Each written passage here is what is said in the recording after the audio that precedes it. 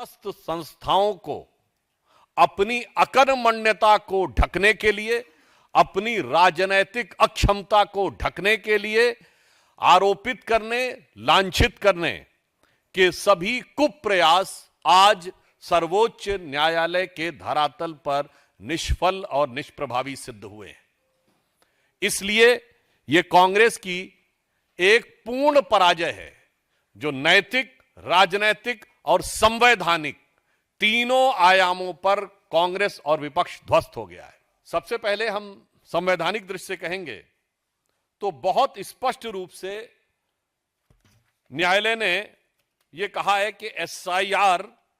exercise is not in conflict the Representation of People's Act and 1960 rules,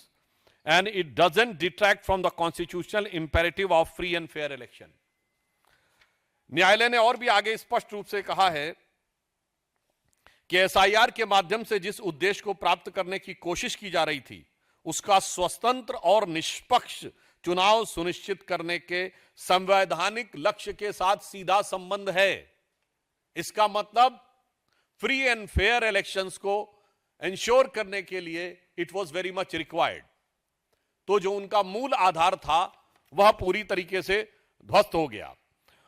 court ने आगे यह भी कहा है कि चुनाव आयोग द्वारा दर्ज किए गए कारण, जिनमें पिछले गहन पुनरीक्षण के बाद 4 दशकों से अधिक का समय बीता है, पिछले कुछ वर्षों में बड़े पैमानों पर नाम जोड़े गए और हटाए गए, जिसमें उन्होंने कहा कि अर्बनाइजेशन हुआ, शिफ्टिंग हुई, डुप्लीकेशन हुआ, लोगों का आना हुआ, परंतु उसके बाद भी यह प्रक्रिया अत्यंत आवश्यक थी। अतः सर्वोच्च न्यायालय ने इसको संविधान सम्मत माना है और चुनाव आयोग के अधिकार के अंतर्गत माना है और